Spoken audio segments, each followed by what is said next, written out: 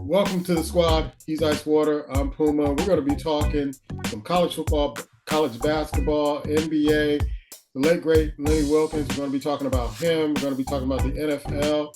We're going to be finding out what's on his mind. That is Ice Water. And then we'll have our last second shots. But do us a favor. Like, comment, subscribe, share our page and all our shows right here on Chocolate 108.1. Let's go to college football, man. We were just talking about the Indiana game, and I thought they were out there, bro. I thought they were out of there. And Mendoza really showed me something late in that game because they were tagging him all game in that game. And he came down to that final drive. Ohio State keeps rolling. Indiana number 2, Texas A&M number 3, Alabama number 4, followed by Georgia, Ole Miss, Oregon hangs on against Iowa. Texas Tech smacks BYU. Also, Notre Dame is number 9. Texas is number 10. Oklahoma is number 11. BYU hanging in there at number 12. And so we're going to keep it right there because they have the playoff system out. We'll put it on our page in one of our promos where the playoff system is, because I think they're going to be deciding that if they haven't decided that already. What are your thoughts on college football last weekend, man? Definitely surprised by Indiana squeaking by Penn State. Definitely surprised. Your heart goes out to the Penn State fans because they thought they had the number 2 team in the country. And Indiana's coach was more or less saying, hey, we're just glad we got to win, glad we got to win. So it's amazing how their struggles, when they were considered probably maybe at one point the number 1 team in the nation, how they struggled against Penn State. Now people are looking at them a little different. But and giving kudos to the quarterback and also the wide receiver that made the catch. But kudos to Penn State for just giving all that they had, and maybe they came off of that valiant effort they had in Columbus versus Ohio State, and they were ready for them. Also, too, looking at Texas versus BYU, I thought BYU put in more of a stronger effort or fight. And I think that they were just more or less outclassed by Texas Tech. And it's just what it was. The other game I'll throw out there very quickly, there are a couple of things I'm looking at. The win by Oregon over Iowa Mm-hmm. was surprising because sometimes you don't know what Iowa team is going to show up. And to see Oregon, that's been known for their offense approach and their scoring ability. And I know it was snowing and raining and a wintry mix. It was something going on. I think it was really raining and sleeting. But to see that they only were able to manifest 18 points was quite surprising because Iowa was right there at that same time. Last but not least, I was going to talk about one other group, but I'm going to just stick here. I don't know how far they're going to go, but I think it's something to look forward to, or look at least temporarily look at, is the effort of USC. The Trojans are 7-2. And I don't think anybody thought they would be in this position right now. I'm not saying they're going to make the playoffs. They probably have some more games they probably could lose.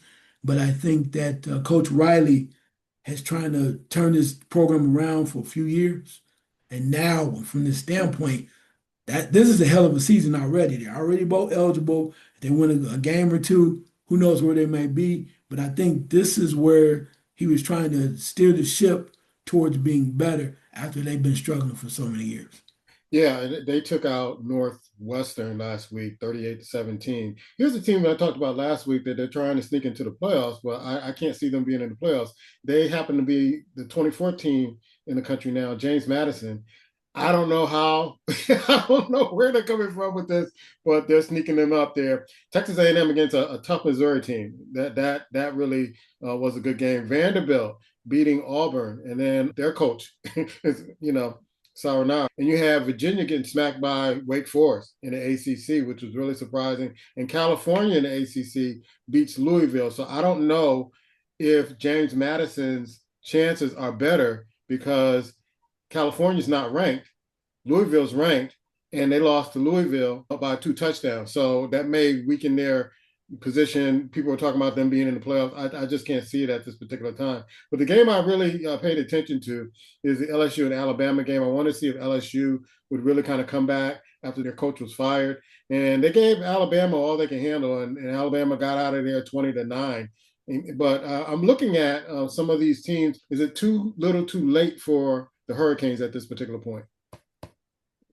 Ooh, maybe, but again, we have to see what happens, right? Like you just mentioned, a great comparison would be the factor that here's James Madison, who's only lost one game. And then Louisville gets beat, right, by an unranked team. And Miami is saying the same thing. Yeah, we lost twice or whatever, but we're still in the mix or whatever it may be 3 times. 3 times is probably the gauntlet to put you down. But if you lose 2 games and there's a lot more good football to be played, anything can happen. Just look at it from the standpoint that's coming up this week. Notre Dame was on the hot seat right now. They play a strong Pittsburgh team coming up this week. You have Oklahoma facing Alabama. The loser of that, it can be over Yeah, in regards to the playoffs. Also, too, even though they're not in the mix, Clemson versus Louisville, at that same Louisville you're talking about right now, they lose again to Clemson, who's been struggling all year long. Can you really, even though they did beat said James Madison by 2 touchdowns, can you really feel comfortable with putting them up in regards to one of those 12 playoff spots? And Texas versus Georgia as well. That's going to be another one. Everybody's big game. pumping Texas up to get back up there now. We're going to find out if they're for real. And finally, last but not least, Iowa, even though they were able to kind of move around, they will be facing USC. This is a do or die game for both of those teams. If they have any aspirations to, if not the playoffs, even move up in the upper echelon of the bowl system. Yeah, and Indiana, they really have to recover against Wisconsin. Wisconsin is not a pushover. So just, they thought Penn State was probably a pushover, not as good, and they took them to the limit. Wisconsin can do the same thing. I'm also interested in South Carolina, who plays really tough against Texas A&M. And you called it last week, Kentucky and Florida, and Kentucky really took it to Florida. And Kentucky doesn't play that kind of football every week, but you catch them on a certain Saturday, they're gonna give you everything and more. You called it, I gotta give it to you. You called that one. Well, hey, you just you don't know what Kentucky gonna show up. You're like, oh, we're gonna go down there and just beat the hell out of them, or they're gonna come here. You just don't know, but you have to be ready because Kentucky, they're like that. Yeah, and I will give that warning to Ole Miss. They play Florida, and then Miami. You play North Carolina State. Don't sleep. Don't sleep. You're 16. North Carolina State has been known to upset some teams, so there should be some interesting games. But I really want to watch that game you mentioned earlier, Georgia and Texas. I want to see if Georgia could really take Manning to task because he has some good games. And sometimes he just can't handle defenses coming at him. And they're going to be coming at him. I'm pretty sure they're going to be coming at him. Let's go to college basketball. Houston is number 1, followed by Purdue. UConn, got a chance to see them. They're playing tough. You mentioned offline that they're playing a tough schedule and trying to get ready for their conference schedule, which is going to be pretty tough, but they're looking pretty good. Duke, I said this offline, they don't give me that oomph, not yet, that oomph that, you look for a Duke team. North Carolina, I had a chance to watch them. I really liked them. I really liked the guards. They were ranked 25th last week. They beat a Kansas team. Now they're ranked 18. I don't want them to go that high yet. I want them to kind of stay in the cut. But you called it last week against St. John's. St. John's was ranked a little higher last week, and they took a loss. They're 1-1 now, and they're in the 13th spot. You got Louisville number 12, Texas Tech number 11, Florida, the defending champion. They're 1-1. They're at number 10. Number 9, Kentucky. Alabama, number 8, BYU, number 7. You have Michigan. You mentioned them last week. They're 1-0. They're number 6. Arizona, with LeBron's one of LeBron's sons. I don't know if he's getting a lot of playing time, but Arizona looks really good at that number 5 spot. What are some of the games that stood out to you last week in college basketball? Well, when you look at these teams, I watched Michigan State versus Arkansas, right? And you give Calipari, it really gets a lot of talent down there with guys that get up and down the floor, running gun and whatnot. And then to watch Definitely Coach Izzo bringing in the kind of low maintenance, hard working basketball players. It's almost like watching all these athletes versus against these guys that are playing on his team versus Michigan State. And you saw that I think the kid's name, young man's name is Brazil for Arkansas, and he's real long and lanky, and he's dunking and he's blocking shots, and he's such an athlete. And some of them guys are such athletes, and they kick the ball around, they shoot threes. But then you watch in contrast Michigan State, where you have like 2 6'8" dudes that are not really jumping out the gym. They move the ball well. They do great backdoor cuts. They play deep. And the way that Michigan State was able to dismantle them, it was like watching a tournament game right now. You're like, well, the athletes should beat them, right? It's like, no, watch this. They just literally took them out and took them down. And that's what Coach Izzo does. And he's doing this early, right? Yeah. He has a bunch of freshmen over there, and they're playing, they're missing free throws, which is killing me. They're doing all kinds of stuff. But at the end of the game, they're doing the right things because he's teaching them early. And you could just see the difference. You can see the difference in the talent, and you can also see the difference in the temperament in regards to the IQ and the way that they moved the ball, and they were still able to secure the victory. If you haven't checked out BYU, the Cougars, they got some African brothers. I'm not even going to try to pronounce their last names. You got AJ and Kiba, the center, and AJ, the forward. These brothers can ball. I don't know where BYU, they must have been doing some mission work or something and found these brothers out there in Africa. And these brothers are, along with Wright and Davis, the guards. Oh man, this team is going to be a team to reckon with because AJ is something special. I had a chance to watch him. He is really something special. I think I watched him in the game where they had his parents and they were talking to his parents during the game, and they're so proud of him and making the selection to BYU. And I don't know if you got a chance to see them, but AJ is really something special to watch. Yeah, not yet. I have them on the list. In fact, when we talk about what's on your mind, son, I have a date that I'm already have them ready to get a preview of. So I'm excited about that. I've been hearing all the highlights and hearing about the highlights and what he's doing. But it's a lot of young players out there that are playing good basketball. So that's the best thing about before March Madness. We get to see a lot of talent, particularly during the times of now through the new year, a lot of quality matchups. Yeah, and I was mentioning when we were offline, Gonzaga. They got brothers that got tattoos. I mean, I don't know where they're pulling these brothers from, but I never seen a team that's full of tattoos like Gonzaga. And these brothers look like I would have thought it was Georgetown, like back in the day when John Thompson.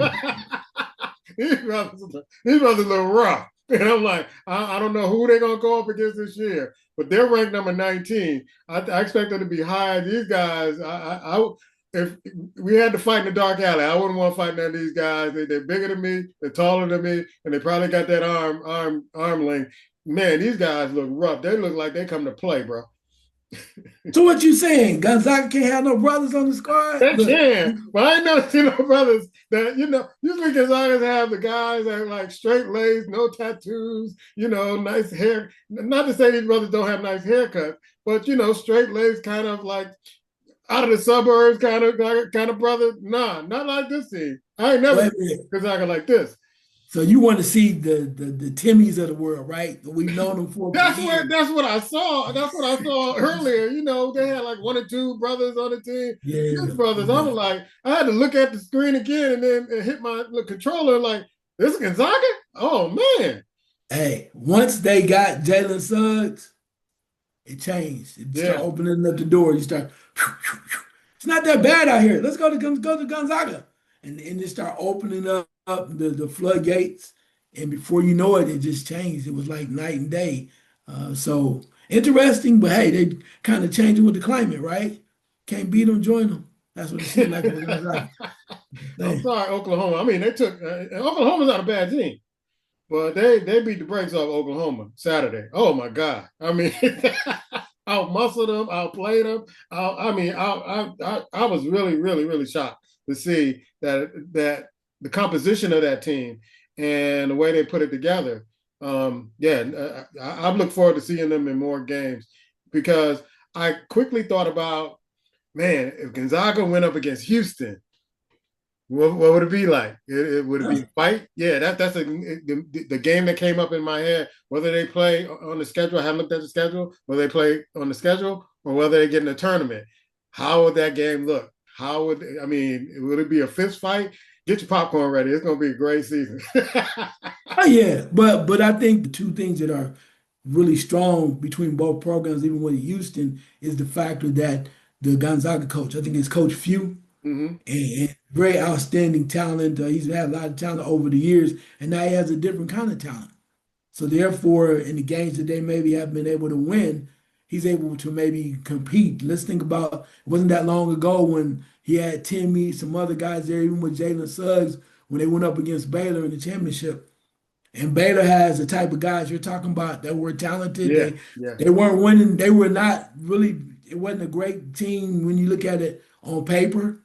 But the way they were athletic and physical and banging and just giving a no nonsense attitude, those are the same guys now that are on that yeah, Gonzaga team. yeah. It looked like he took a page book from Baylor. Like we need these guys Yeah, to win. yeah, Yeah, kind of like similar to what when you think about the old UNLV with Larry Johnson yeah, and Stacey Augmon when they played Arkansas with Ty Day and those guys and literally just manhandled them. Larry Johnson literally told Coach Mike Anderson, assistant coach Mike Anderson, he said, "You got to get you some grown men because you ain't got no grown men." And of course, they went to get Carlos Williamson, changed the whole program. But he just said it's just different, and sometimes you need those type of athletes that just go after no nonsense, have that strong motor, and learn how to play hard nosed basketball. Not about too much always physicality and trying to be rough, but right. understanding the game in the trenches when you get down and really understanding how to play the half court game as well.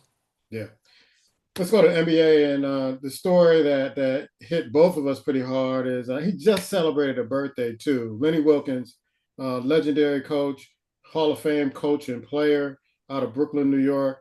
Used to play for Providence College back in the 50s and 60s.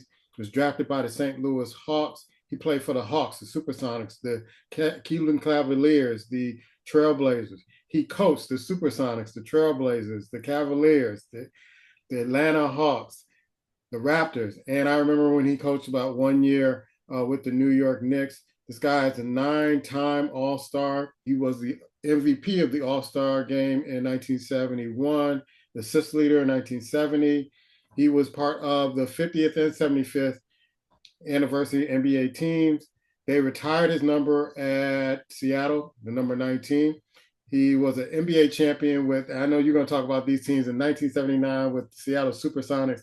Those are some bad teams. I mean, some really, really, when I say bad, I mean bad meaning good. Those are teams that we remember. And I remember watching them win and getting right outside, going out playing basketball because I wanted to shoot like Jack Sigma and I wanted to be like DJ and Gus Williams. He coached in 4 All-Star games. He's a Hall of Famer in the NBA playing and as a coach and a college Hall of Famer. And also he coached some Olympic teams. So your thoughts on the late, great Lenny Wilkens? Just an amazing individual, definitely when it comes to playing the game and also coaching. It's not often that you really see a player of that magnitude that can transfer over to become a coach and have that much success. I think there are a lot of them that have tried, but on that level from the standpoint of what he did. And as you mentioned, that 78, 79 Supersonic team was amazing. That's when I kind of really, when you start watching Yeah, basketball and you start thinking about the names of downtown Freddie Brown, right, was coming into his own, shooting the long jumpers. The young Dennis Johnson, I mean, a young Dennis Johnson with the freckles, played in the backcourt with Gus Williams. Gus Williams with the receding hairline. We always thought Gus was a lot older. yeah, Contrary to thought, he was only 1 year older than DJ. So they were really young from that standpoint. Veterans like John Johnson, the young rookie guard by the name of Vinnie Johnson, aka the microwave of yep, Detroit Piston fame, was a rookie on that team. Tom Lagarde, Lonnie Shelton, for all Knicks fans as well, that was a strong power forward, was on that team. As you mentioned before, Jack Sigma, Wally Walker was also known, ended up becoming really well known over there. And last but not least, that on that team was the great Paul Silas, that also ended up becoming a very good coach. But I think it's just a point of you had NBA basketball and you saw the demeanor of Lenny Wilkens. He was always real low key, never got too high, and he just seemed like he was always under control. And to have a personality like that and be able to actually mingle in and talk to his players and get them to understand where he's coming from. With they might be all hyped up and revved up to play, and he's coming with this low and calm demeanor that it says a lot about his spirit and who he is, who he was as a coach. And that goes a long way because basketball, one, the players have to respect you, right? Oh yeah, Jim Clemens told us this before that no matter how great a coach or teacher that you are, if the players have to allow you to teach them, and if they do not, there's nothing you can do because it's all up to them. But they have to receive what you're giving those lessons, and evidently Lenny Wilkens did that very well. Kudos to his family, and may he rest in peace. He definitely was a legend in both on both ends from the standpoint of as a player and as a coach. yeah. One of Bed-Stuy's finest out of Brooklyn, and he's an ancestor now. And just when you said about him being a head coach, he seemed to be soft spoken, but he had respect of all the players. I mean, every player that he came against. I remember the great battles when he coached the Cavaliers against Michael Jordan and Chicago Bulls, and they didn't ever back down from the Bulls. I mean, they stuck it to them, and Ron Harper was on that team. So hopefully we can get Ron, your buddy Ron Harper, on to talk about Lenny Wilkens one day because he's one heck of a coach who just demanded respect. Wasn't that coach that you see on the sideline yelling and throwing things? He just demanded respect. Players respected him, and kudos. 88 years old, and like I said, he just celebrated a birthday. I was just reading about that and all his accomplishments. Safe travels, sir. Safe travels. Let's talk about NFL football. We're going to talk about the games in our selection show, our pick show, but the Giants released their head coach 3 years too late, as far as I'm concerned.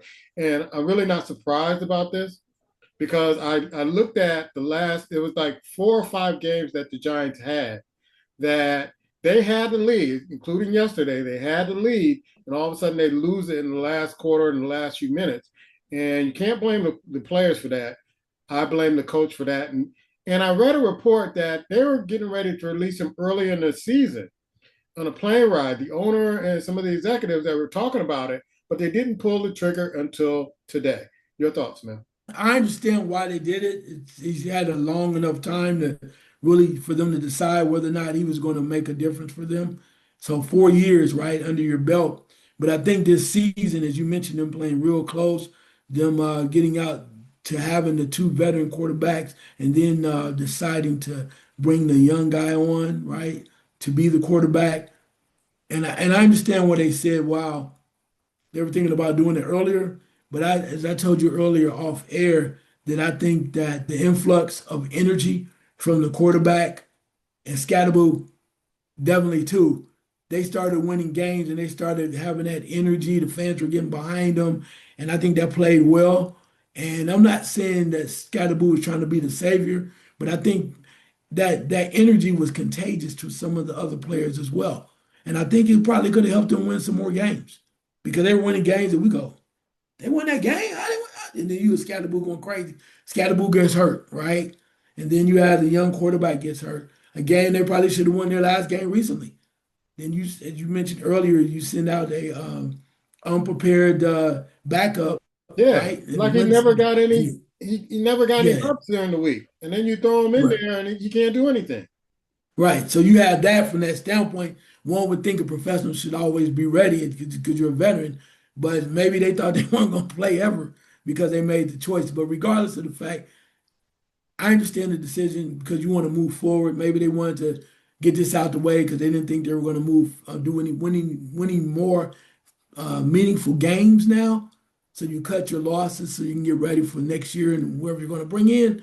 But again, having those two young guys, as far as the quarterback and Scatterboo get hurt the way that they did, kind of took away, I think, from the way that this team was playing. And then after a while, like you said, we've seen enough.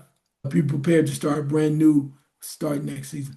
I guess it made me wonder if they were talking about, because I read it a couple of days ago, they were talking about releasing him earlier this season. I forget after what game. I know it was a game that they were winning and they lost, and they were talking about in the article that the owner and a few executives were like, "Listen, we should probably let this guy go, cut our losses right now." I'm wondering what kept them going for a few more games to say, okay, after yesterday's game, because I thought they clearly could have won. They clearly could have won.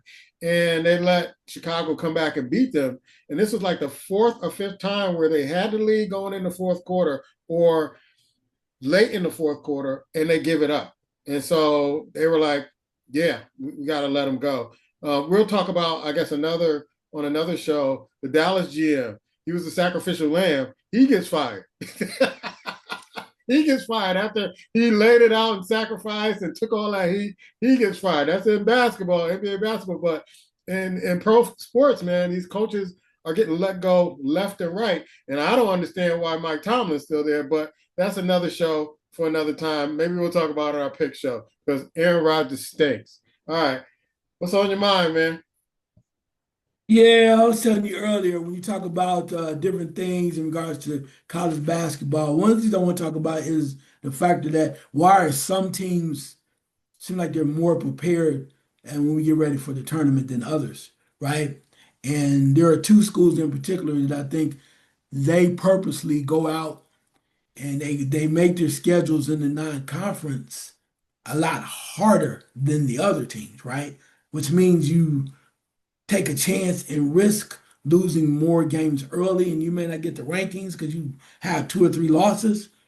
But in the end, as you move forward in the more into the season, I think it makes them better because when you do that early, you're literally facing a tournament schedule, right? Mm. A March Madness schedule early. So with that being said, teams I'm talking about, it's like for instance UConn, right?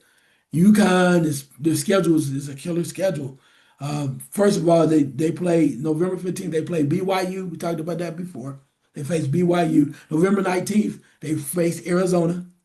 November 28th, Illinois, right? We just keep going down this. December 2nd, they play Kansas, right? December 9th, number two, Florida, right?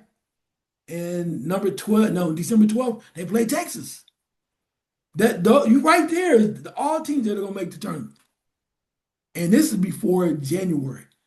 The second team I want to throw out there would be Duke. Duke has they played Texas early, lost. They're getting their feet up under them with the young freshmen. But again, you turn around November 18th, they play Kansas. November 27th, they face Arkansas. December 2nd, they face Florida. December 12th, play Michigan State. And December 20th, they play Texas Tech. So with all you just think all of these teams that I mentioned are going to be in the tournament. So before January, right? These are not glorified scrimmages. These all count.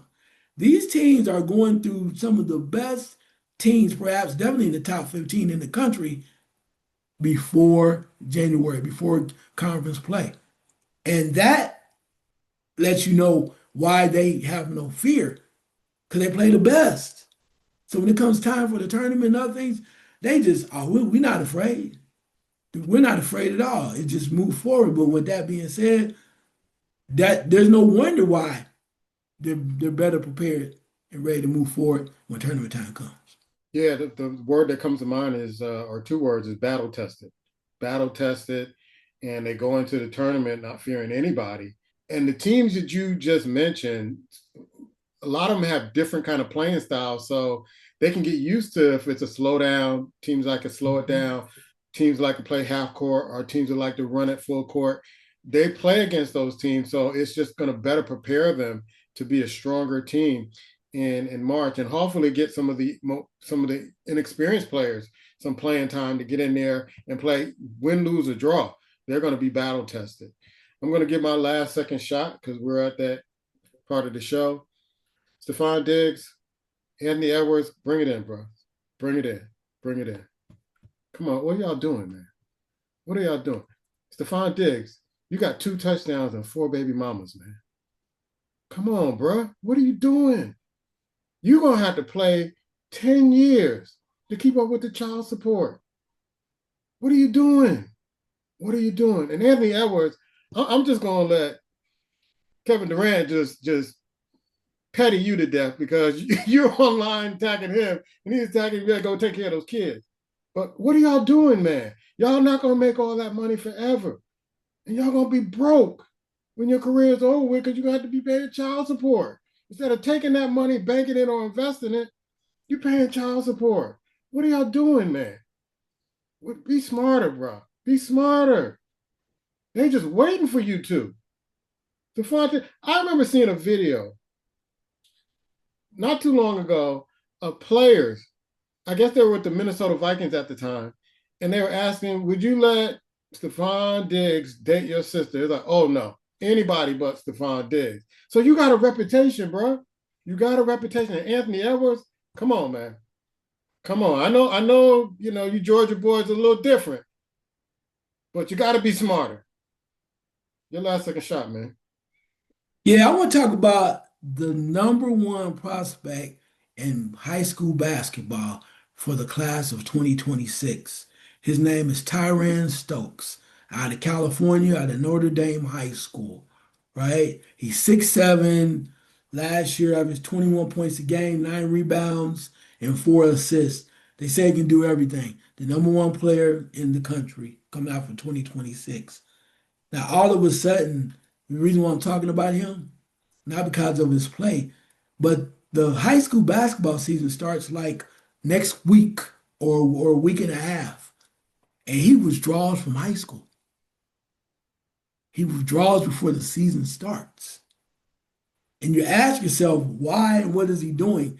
And the reason given is because he wants to explore his options, which for any athlete, you got a right to do that.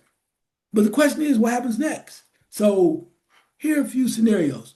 One, he could leave the school and they wished him well. Thank you for your contributions. High school did. He go to another high school. But I guess you could get him in there within a week and he'll play for somebody. But where's the chemistry at? Where's going on there too? Or he's already looked at 3 schools that he selected, colleges that he wants to go to. I think it's Kentucky, Kansas, and one other school. And if he graduates high school by the end of the year, he can enroll early at those colleges. Right. But you can't play. You can't play. So you're there. You can't play. But if he does do that and enrolls at those schools earlier, he'll be eligible for next year's draft. Wow. But there's no guarantee on that too, because there's some other people doing the same thing. But the whole point of it is, I'm wondering to myself, maybe there's somebody behind him and telling him what he can do and what he should be doing. And maybe it's kind of like college football now, where kids skip their senior year and go to college early. A la where you saw Ewers, the quarterback that left high school in Texas and went to Ohio State for a year, and then he went back and played college for a year or for a couple of years at Texas. But in this situation, maybe I'm just too old school. I'm wondering, how does this young man benefit from not playing a year of basketball? You can still get money, NIL. There's only like 6 states now that don't let you get NIL. But maybe I don't know enough and I'm not close enough to him. Why let him sit? Play the season. You can still get your money. What are we doing? I'm befuddled by the options and the choice that was made. Why not let him play another year? And I hope he does go to another school. That's what he wants to do, great. But just to be sitting around and training and maybe somebody give you some money, there's nothing like competition and understanding as you grow because you're playing against each other, against other people, instead of just going to a gym and working out with some trainer or something like that. There's nothing like that. I think he would be better off doing that. But again, that's just my honest opinion, and it's only my opinion. I wish him well. That's our show, folks. We'll be back next week. Peace.